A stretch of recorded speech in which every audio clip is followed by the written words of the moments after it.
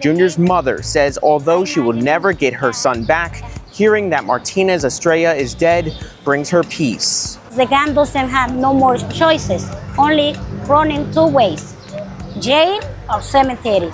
He was fighting for his freedom, and now he's gonna have freedom in the hell with the evil. On Friday, June 28th, 2025, a Trinitarios gang member who was unremorseful when he was being sentenced to life without the possibility of parole for the unaliving of a 15-year-old boy, Lisandro Jr. Guzman. Well, that boy met his fate today, all right?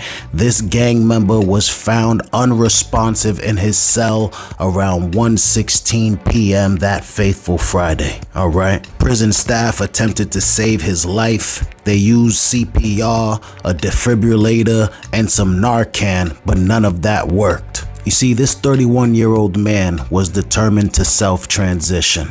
This wasn't a regular OD situation. And in order for you to understand that, I need to take you back in time. Because in 2019, he was sentenced to life without the possibility of parole. But in 2023, that exact conviction was overturned, okay? It was overturned based on an appeal. The appeal stated, hey, listen, the state did not have enough evidence to establish the necessary elements required to be convicted of first-degree murder. So when the courts agreed, they resentenced him just about a month ago, all right, in May 2025. Leandra Feliz is back inside a courtroom facing the man who murdered her son, Lisandro Jr. Guzman Feliz, almost 7 years ago. This time, the man who delivered the fatal blow is looking for somewhat of a break on his sentence. During a resentencing hearing, Junior's mother tells Pix 11 News this only adds to her lasting pain of losing her son. It's bring me to the first day. I always in the first day, but to watch those video again, it's devastating. Jonaiki Martinez-Estrella was condemned to life without parole in the brutal killing of the 15-year-old. The case rocked the city, with Junior's murder caught on surveillance cameras from inside a Bronx bodega.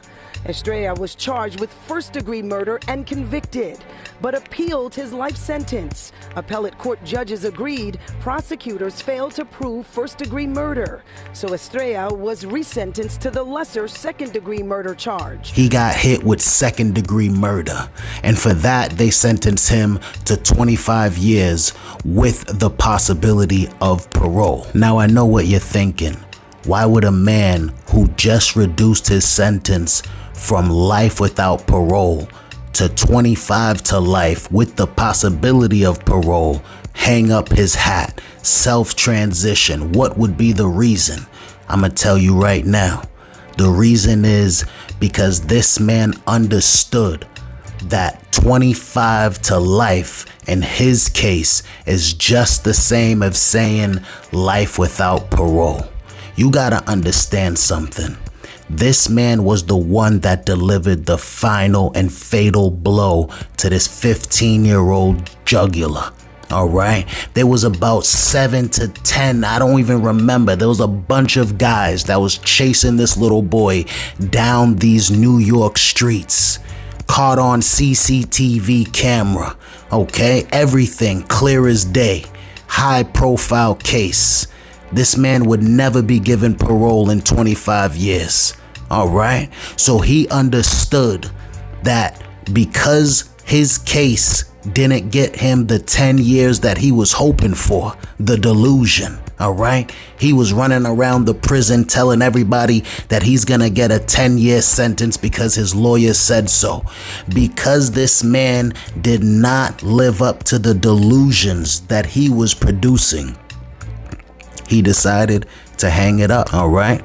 He said to himself, I'm getting out of here one way or another. And let me tell you, everybody's happy. People want them to bury this man underneath the jail, because you need to understand, not only was he the one to deliver the final and fatal blow, he showed no remorse during trial. He was throwing up Trinitario gang signs as if it was going out of style. Martinez-Estrella delivered the machete blow that killed Guzman Feliz in June of 2018. The 15-year-old was attacked outside a Bronx bodega by members of the Trinitarios gang in a case of mistaken identity. Mind you, he just unalived the 15-year-old boy. What in the world could a 15-year-old boy could have done to the largest Dominican gang in this country? What could he have done to get you that upset? All right, people usually reserve that type of animosity for the ops, people that have taken the lives of your fellow gang members. This 15-year-old boy did none of that. All right, it was a case of mistaken identity. Somebody's little Tatiana sister couldn't keep her legs closed, which caused her to get in trouble with the gang members of her family. And she pinned it on this 15-year-old boy, Junior Guzman. And they came after him for that reason and that reason alone. So for this man to be so angry after realizing that this poor kid had nothing to do with the original reason for him being upset in the first place, the public wanted blood. All right. And I don't know if you believe in manifestation. I don't know if you believe in karma, if you believe in God. I'm not sure. But something was working in this situation. For the past month, reports say after this man was given his 25 to life sentence, his mood completely changed. He went from being super happy in the prison, anticipating a swift release, to now not eating anything, staying inside of his cell as much as possible, and just moping and soaking around the prison. And at the same time, this man had an addiction problem, a monkey on his back. And he knew that if he took just enough, he would be able to escape this prison along with the reality that he's living in. And that's exactly what he did. Reports also say that the Trinitarios disavowed these people. The same gang that they're throwing up while throwing their lives away threw them away. They no longer have the protection of this gang. Therefore, life in prison must be hell for them. So he decided that he might as well get the real thing. And the mother of Junior is happy for his decision. The one time the mother and actually the world can thank this man for something, for anything in his life. This is the one time anybody can say thank you. Junior's mother says although she will never get her son back, hearing that Martinez-Estrella is dead brings her peace. The gang doesn't have no more choices, only running two ways, jail or cemetery. He was fighting for his freedom, and now he's gonna have freedom in the hell with the evil.